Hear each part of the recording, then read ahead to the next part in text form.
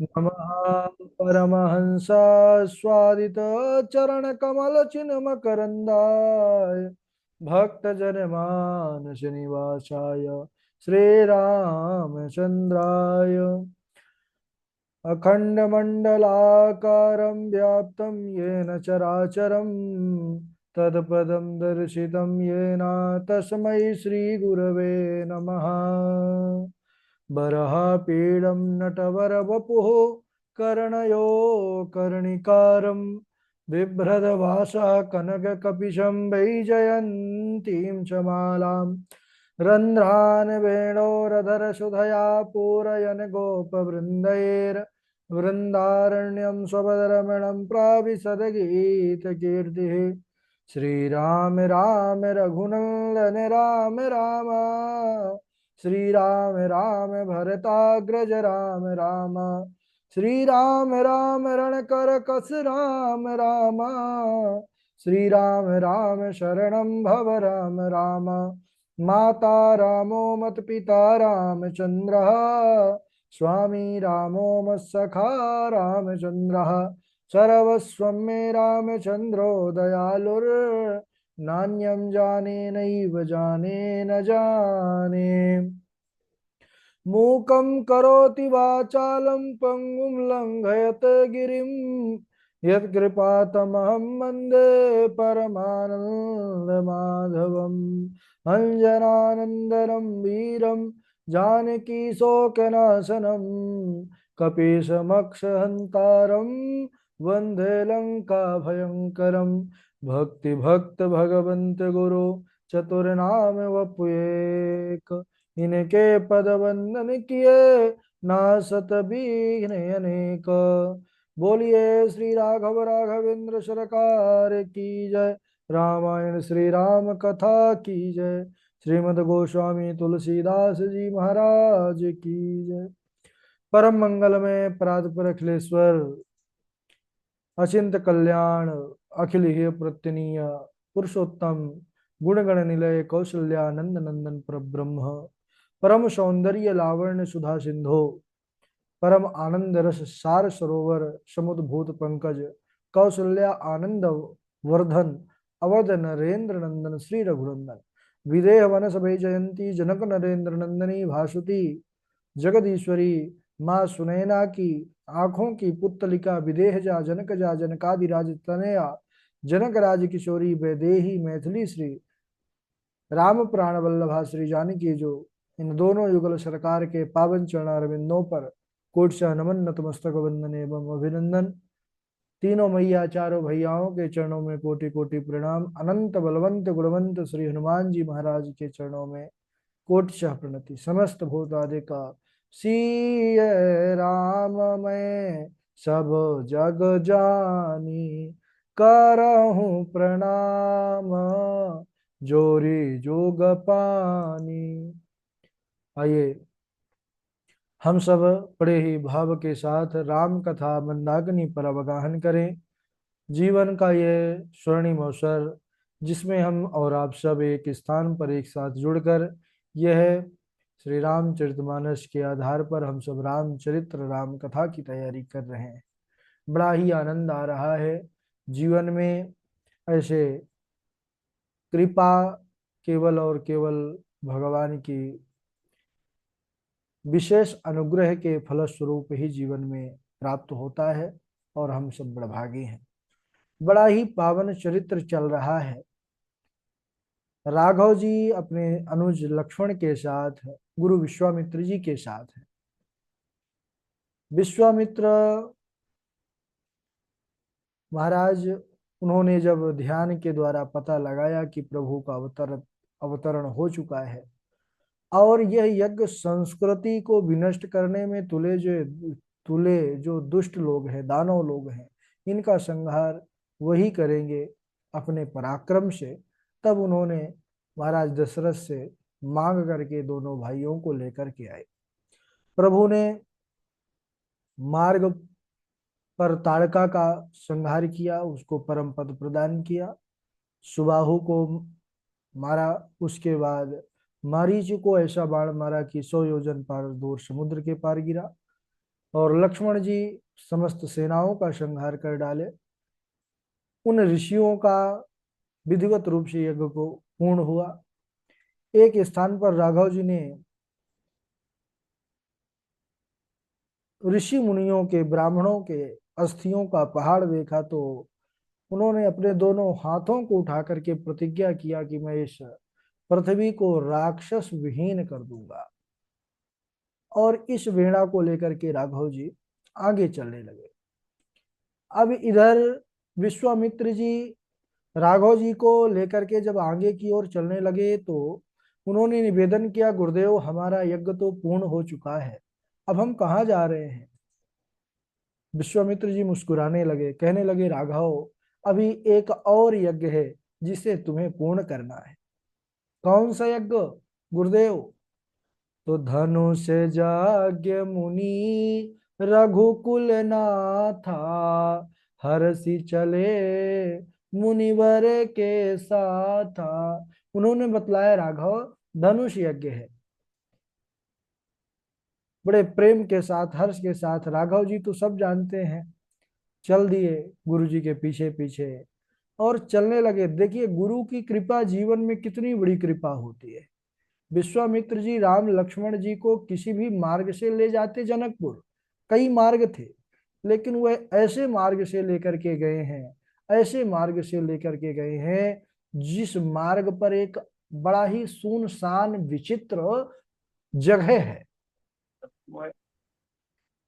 ऐसा सुनसान आश्रम है सज्जनों जहां पर कोई पशु पक्षी निवास नहीं कर रहा। संपूर्ण आश्रम उजड़ चुका है, वीरान हो चुका है। लेकिन सज्जनों, उस आश्रम पर अभी भी कोई ऐसा है जो वर्षों से प्रतीक्षा कर रहा है। किसकी प्रतीक्षा कर रहा है? बोले राघव के चरण रज की प्रतीक्षारत है। कौन? बोले मार्ग में ही एक शिला है, अद्भुत शिला, साधारण शिला नहीं प्रतीत हो, क्योंकि वह शिला है ही नहीं, श्राप के कारण शिला में परिवर्तित हुआ है। कौन? कौन सी शिला है गुरुदेव? राघव जी ने लीलावश पूछा। विश्वामित्र जी मन ही मन मुस्कुराते हैं कि धन्य है प्रभु, आप जानते तो सब कुछ हैं लेकिन मुझसे ही पूछ रहे हैं, तो सुनिए। तो बोले कि हे राघव, गौतम नारी श्राप वश उपल देह धरि धीर, चरण कमल रज चाहती कृपा करऊं रघुवीर। हे राघव, यह गौतम ऋषि की पत्नी है, गौतम की नारी है, अहिल्या है। वर्षों से आपके आने की प्रतीक्षा कर रही है, आपके चरण कमल रज को यह चाहती है, क्योंकि यह श्राप के कारण शिला बनी बैठी है। प्रभु आप इस पर अनुग्रह कीजिए। जब इस प्रकार विश्वामित्र जी ने कहा है, राघव जी प्रसन्न हो गए। सज्जनों, यह जो अहिल्या है ये ब्रह्मा जी की पुत्री है, और अपनी पुत्री ब्रह्मा जी अहिल्या को ले जाकर गौतम ऋषि के पास धरोहर स्वरूप रख करके आए थे। क्योंकि यह अहिल्या इतनी सुंदर थी, इनका इतना रूप दिव्य था कि इनके रूप से मोहित होकर इंद्रादि देव भी इनको पाने के लिए सदैव प्रयासरत रहते थे। गौतम जी के यहाँ पर जब इन्होंने इनको रखा तो गौतम जी निर्विकार मन से रहते हुए उन कन्या की देखभाल करते रहे।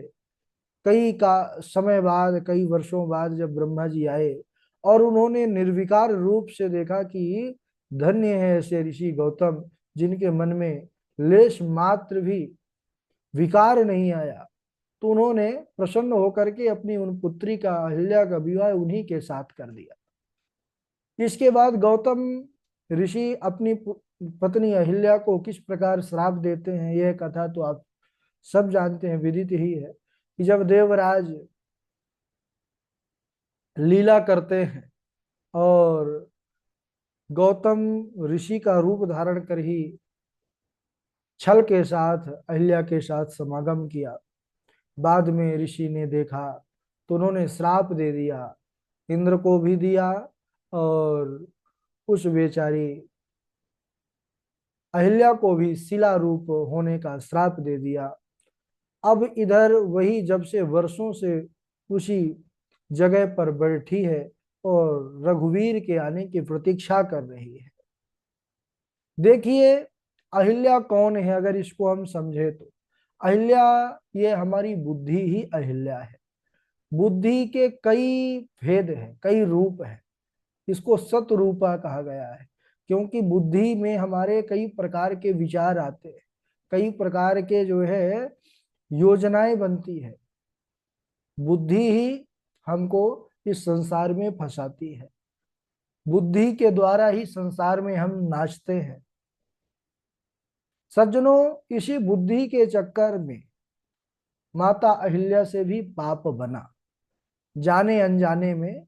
जाने जान करके तो नहीं की, क्योंकि उनको तो लगा हमारे पति ही है, लेकिन जाने अनजाने में पाप हुआ। और अहिल्या बस से नहीं, हम सब जीव से भी जाने अनजाने में पाप होता है।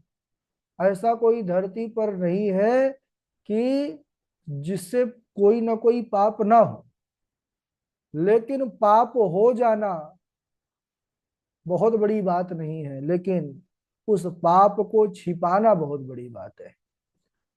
और हम सब क्या करते हैं, पुण्य तो गाते हैं कि हमने ये किया ये किया, और जो पाप कर्म होता है उसको छिपाते हैं। तो पुण्य गाने से क्षीण हो जाता है, और जो पाप होता है वो छिपाने से बढ़ता है, वृद्धि होती है।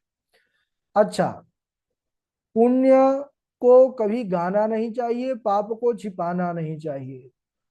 और एक बात यह भी ध्यान रखिए कि पाप को प्रकट कहाँ करना है। सब जगह प्रकट करने का विधान भी नहीं है, क्योंकि ऐसे जगह पर प्रकट कर देंगे तो आप परेशानी में पड़ जाएंगे।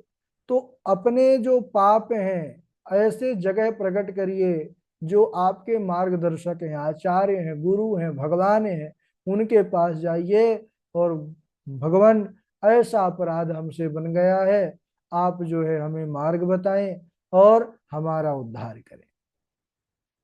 तो इस प्रकार जब हम उसको स्वीकार कर लेते हैं, उसको बता देते हैं, तो निश्चित रूप से भगवान का अनुग्रह हमारे ऊपर हो जाता है। और इतना ही नहीं, बताने से भगवान कृपा करते हैं, स्वयं ही आपका उद्धार और मंगल करने के लिए आपके जीवन में आ जाते हैं। माता अहिल्या भी अपने पाप को प्रकट करती हैं।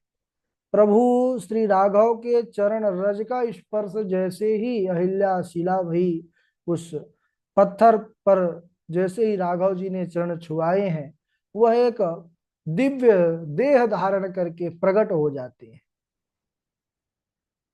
सुंदर स्वरूप अहिल्या ने प्राप्त कर लिया, और त्रिभुवन सुंदर के रूप को जब निहारने लग गई हैं, आह्लादित तो हो गई प्रभु के सुंदर मुख कमल का दर्शन करके, और बस हाथ जोड़ करके भाव के साथ हमारे राघव जी की स्तुति करने लग गई। माता अहिल्या बड़ी ही सुंदर यहाँ पर स्तुति करती हैं कि हे प्रभु, अरे पर सद पद पावन, शोक न सावन, प्रकट भई तम पुंज सही, देखत रघुनायक जन सुखदायक, सन्मुख होई कर जोरी रही, अति प्रेम अधीरा पुलक शरीरा, मुख नहीं आवई बचन कही, अतिशय बड़ भागी चरणन लागी, जुगल नयन जल धार बही, अतिशय बड़ भागी चरणन लागी, जुगल नयन जलधार बही। प्रभु की कृपा करुणा सागर को देखते हैं कि मेरा जो अपना था, जो मेरा पति था, वो मुझे पत्थर कर दिया, लेकिन धन्य है राघव जो सबके पति परमेश्वर हैं, उनके अंदर कितनी करुणा है। मुझे आज पुनः मेरा उद्धार कर दिया है प्रभु आपने। प्रभु के कृपा को सोच करके, प्रभु के रूप को देख करके आज माता अहिल्या की आंखों से आंसू रुक नहीं रहे। प्रेम के कारण शरीर का रोम रोम पुलकित हो उठा है। मुख नहीं आवत वचन कही, ऐसे जलधार बह रहे हैं कि मुख से जब नेत्र से आंसू चलने लगते हैं तो फिर मुख के वचन नहीं निकलते। राघव जी ने अपने चरण कमल से जैसे ही उस शिला का स्पर्श किया है, स्पर्श करते ही राम शिलाम पदास पृष्ठ वाताम चापाश्यंतपोधनम, बोले कि यहां पर ध्यान दीजिए। सबसे पहला बोले परशत पद पावन शोक नशावन, पावन भी किया शोक, शोक को भी हरण किया भगवान ने। पावन कैसे? बोले जो अहिल्या पर पुरुषागमन से जो पाप था उससे वह अपावन हो गई थी, तो राघव जी ने पहले पावन किया। और उसके बाद पति त्याग से, क्योंकि उन्होंने त्याग भी तो दिया था, तो दुखी भी थी, हृदय में शोक भी था, तो राघव जी ने पहले पावन किया और शोक न सावन, शोक को भी हर लिया। इसीलिए पावन और शोक न सावन दोनों यहाँ पर विशेषण दिए गए हैं। माता अहिल्या अत्यंत प्रेम के कारण अधीर हो गई। उनका शरीर रोम रोम रोमांचित पुलकित हो उठा, मुख से वचन नहीं निकल रहा। बस राघव जी के दोनों चरणों को पकड़ करके लिपट गई हैं कि धन्य है, यह चरणों की कितनी महिमा है। ऋषि मुनियों का श्राप जो है यह कभी मिटता नहीं, लेकिन धन्य यह चरण की महिमा कि वह जो श्राप दिए थे वह श्राप तुरंत चरणों के स्पर्श से ही गायब हो गया। और मन में अपने पति परमेश्वर के श्राप को देख करके उनका अभिनंदन भी कर रही हैं, उनको प्रणाम भी कर रही हैं, उनका वंदन भी कर रही हैं कि धन्य है नाथ, मुझे तो उस समय लगा था कि आपने मुझ पर श्राप दिया है, मुझे श्राप दिया है, बड़ी दुखी थी, लेकिन आज ऐसे प्रभु का दर्शन करने के बाद मेरे जीवन में आपने मुझे श्राप नहीं, मेरे लिए तो आपने वरदान दिया था। और वह कहने लगी, मुनि श्राप जो दीन्हा अति भल कीन्हा, परम अनुग्रह मैं माना, देख्यूं भरी लोचन हरि भव मोचन, यही लाभ शंकर जाना, बिनती प्रभु मोरी मैं मति भोरी, नाथ न मागऊं बर आना। मैं बड़ी भोली हूं, मुझे कुछ आता नहीं है, मुझे कुछ नहीं चाहिए आपसे। क्या चाहिए? पद कमल परागा रस अनुरागा, मम मन मधुप करई पाना, यही भांति सिधारी गौतम नारी, बार बार हरि चरण परी, जो अति मन भावा सो बरु पावा, गए पति लोक के आनंद भरी। ऐसे हैं मेरे राम। राघव जी का दर्शन बड़ा अमोघ है, जिसको होता है राघव जी उसको कुछ देते हैं, क्योंकि उनका स्वभाव है, स्वभाव के चलते मांगने को कहा है अहिल्या माता से भी कि आप मांगिए। बोले महाराज मैं क्या मांगू, मुझे मांगना नहीं आता। क्यों? बोले ये विनती है प्रभु की, मांगने के लिए मत कहिए। मैं मति भोरी नाथ न मांगू बर आना, मुझे मांगना नहीं आता, लेकिन आप देने बिना दिए मानेंगे नहीं, तो मुझे बस क्या चाहिए? पद कमल परागा रस अनुरागा, मम मन मधुप करे पाना। आहा, स्मृत्याम शिरस्तव निवास जगत प्रणामे, यानी मन आपके चरण कमलों में ही लगा रहे, यही चाहिए और कुछ नहीं चाहिए। राघव जी ने प्रसन्न होकर के तथास्तु एवमस्तु इस प्रकार आशीर्वाद दिया है और मन चाहा वर पा करके पति लोक को जाती हैं माता अहिल्या प्रसन्न हो करके। इस प्रकार प्रभु राघवेंद्र सरकार ने गौतम नारी अहिल्या का भी उद्धार किया। वह बड़े प्रेम मगन होकर के भगवान के चरणों में बार बार प्रणति निवेदित करती हुई और अपने पति लोक को चली गई। सज्जनों, माता अहिल्या ने जब प्रभु को देखा तो उनके नेत्रों से झरझर आंसुओं की धारा चलने लगी।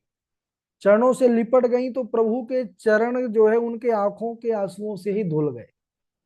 अच्छा, ये बतलाइए कि जो हरि के चरणों का जो धोवन है वो क्या है? क्या है? वही तो गंगा है। अरे हरि चरणन से निकसी सुरसरी, शंकर जटा समाई। तो भगवान के चरण कमलों का धोवन ही गंगा है। और जब माता अहिल्या ने अपने आंखों के आंसुओं के जल से धुल दिया तो फिर प्रभु कहाँ आ गए? आगे बोले चल दिए मुनि के साथ, विश्वामित्र जी के साथ दोनों भैया चले राम लक्ष्मण मुनि संगा, गए जहां जग पावनी गंगा। चले राम लक्ष्मण मुनि संगा, गए जहां जग पावनी गंगा। चले राम लक्ष्मण मुनि संगा। मुनि विश्वामित्र जी के साथ राम लक्ष्मण पहुंच गए ऐसे पावन तट पर जहां पर सुंदर श्वेत धवल धारा में मां गंगा का अविरल जल प्रवाहित हो रहा है। पावन गंगा के तट पर बैठ गए हैं मुनि विश्वामित्र जी और राघव जी से कहने लगे कि हे राघव, इधर दृष्टि करो। यह जो पवित्र धारा अनंत कालों से बहती चली आ रही है ना, यह है गंगा। यह आपके ही पूर्वजों की देन है।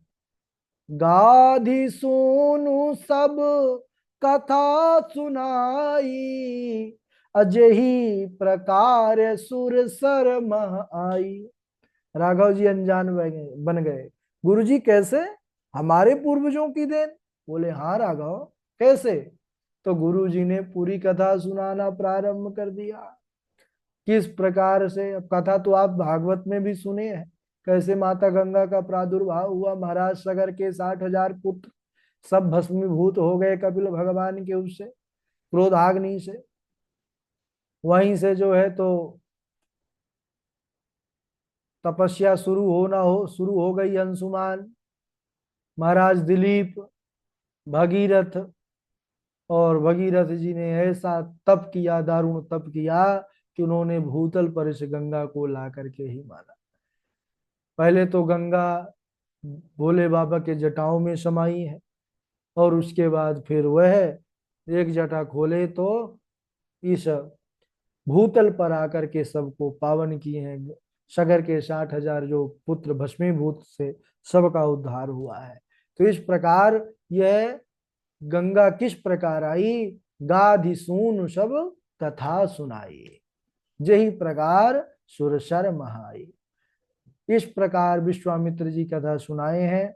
और गंगा की महिमा जितनी कहिए उतनी कम है। शास्त्रों में यहाँ तक वर्णन किया गया है इस महिमा गंगा जी की कि आप गंगा जी के पास जाओ भी मत, लेकिन गंगा गंगेति यो ब्रूयात योजना नाम शतैरपि अमुच्यते सर्व पापेभ्यो विष्णु लोकम सगक्षते। सैकड़ों योजन दूर बैठे बैठे भी आप सिर्फ गंगा गंगा ऐसा उच्चारण करते करते अगर स्नान कर रहे हैं तो बोले तब भी भगवान विष्णु के लोक के अधिकारी हो जाते हैं। मात्र मुख से गंगा गंगा ऐसा वचन निकल जाए तो जो गंगा जी का सेवन करता है उसका कहना ही क्या। चलिए आज यहीं तक। अब गंगा जी की कथा सुन रहे हैं प्रभु, उसके बाद बस विदेह जी की नगरी, विदेह नगर अब बस बहुत करीब है भाई। बड़ा आनंद है क्योंकि राघव जी का यहीं पर अब विवाह होगा। मैया जानकी के साथ। तो बड़ी सुंदर लीला है, हम अगले दिवस इसको श्रवण करेंगे। बारी बारी से आप लोग सब लोग चौपाई सुनाएंगे। सर्वप्रथम हमारे चमन लाल भारद्वाज जी हैं। चमन लाल जी के बाद आगे देवेश जी हैं, और उनके बाद हमारे झा जी हैं, डॉक्टर साहब, पूर्वी जी हैं, पावनी जी हैं, कन्हैया लाल जी हैं, अमित तिवारी जी हैं, और रसिका जी हैं। रसिका जी के बाद कौशल झा जी हैं, और नैना किशोरी जी हैं, श्रेया जी हैं, यस के दुबे जी हैं, नियति जी हैं, ठीक है ना, इंदु शर्मा जी हैं, लक्ष्मी जी हैं, चेतना जी हैं। चलिए बाकी नाम कुछ भूल गए होंगे तो बाद में ले लेंगे। चमन लाल जी। प्रणाम गुरु जी, प्रणाम गुरु जी, राधे राधे। तब ऋषि निज नाथ चिया चीनी, विद्या निधि कहूँ विद्या दीनी, जाते लागना क्षुधा पिपासा, अतुलित बल तनु तेज प्रकाशा, मेघनाथ मख करई अपावन, खल मायावी देव सतावन। जी प्रणाम। अच्छा, एक बार आप चमन लाल जी हिंदी में अपना लिख करके भेज दीजिए जो भेजे हैं, ठीक है ना। अच्छा जी गुरु जी। ठीक है। जी और प्रणाम। झा जी सुनाए भाई, चमन लाल जी के बाद देवेश जी हैं। राधे राधे गुरु जी प्रणाम। राधे राधे सुनाइए। मेघनाद मख करई अपावन, खल मायावी देव सतावन, तब ऋषि निज नाथ जिय चिन्हई, विद्या निधि कहूँ विद्या दीन्ही, जाते लागन क्षुधा पिपासा, अतुलित बल तनु तेज प्रकाशा, अतुलित बल तनु तेज प्रकाशा। राधे राधे गुरु जी। ठीक है, राधे राधे। और देवेश जी के बाद आगे सुनाए कन्हैया लाल जी। कन्हैया लाल जी शर्मा जी हैं, और अमित तिवारी जी हैं, अमित तिवारी जी, नैना किशोरी जी, यस के दुबे जी। सब लोग व्यस्त हैं क्या? राधे राधे गुरु जी प्रणाम। हाँ सुनाइए। तब ऋषि निज नाथ जियति, विद्या निधि कहूँ विद्या दीहि, जाति लागना क्षुधा पिपासा, अतुलित बल तनु तेज प्रकाशा, मेघनाथ मख मेघनाद मख करई अपावन, खल मायावी देव सतावन, लक्ष्मण संग जाहु सब भाई, करऊं विध्वंस यज्ञ कर जाई। राधे राधे गुरु जी। राधे राधे गुरु जी। हाँ सुनाइए दुबे जी। तब ऋषि निज नाथ जिय चीहि, विद्या निधि कहु विद्या दीहि, जाते लागे न क्षुधा पिपासा, जाते लागे न छुआ क्षुधा पिसासा, अतुलित बल तनु तेज प्रकाशा, मेघनाद मख करही अपावन, खल माया भी देव सतावन। लक्ष्मण संग जाहो सब भाई, करहो बेधंस जग कर आई। राधे राधे गुरु जी। ठीक है, सुनाते जाइए राधे राधे सबको। गुरुजी। राधे राधे।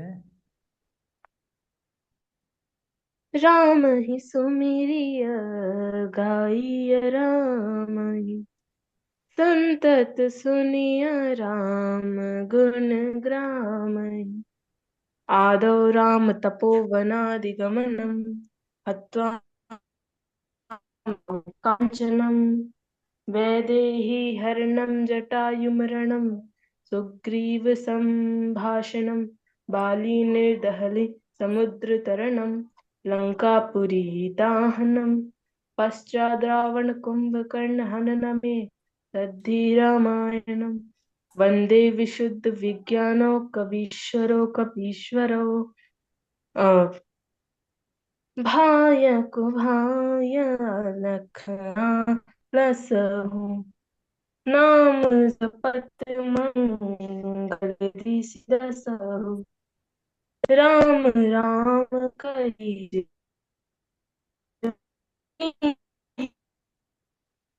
पाई, नाम गुरु विचारी। वेद तत्र तप सुचारी, धन धन सर। ठीक है। और आगे सुनाइए अमित राधे तिवारी राधे जी। गुरु जी। हाँ, रश्का जी सुनाइए। एक ही बान प्राण हर लीना, दिन जानी ते निज पद दीना। द्विज भोजन मुख होम सराधा, सब कई जाई करौ तुम बाधा। निश्चर हीन करौ मही, बुझ उठई पर कीन। सकल मुनि नाशमी, जाई जाई सुख दीन। राधे राधे गुरु जी। ठीक है। और पावनी जी हैं, जी गुरुजी, राधे राधे। सुनाइए। तब ऋषि निज नाथहि जिय चीनी, वेद्या निधि कहूँ वेद्या दीनी। जाते लागना क्षुधा पिपासा, अतुलित बल तनु तेज प्रकाशा। मेघनाथ मख करहिया पावन, खल मायावी देव सतावन। लक्ष्मण संग जाऊ सब भाई, करहु विध्वंस जग करे जाई। धनुष यज्ञ मुनि रघुकुल नाथा, हर्षि चले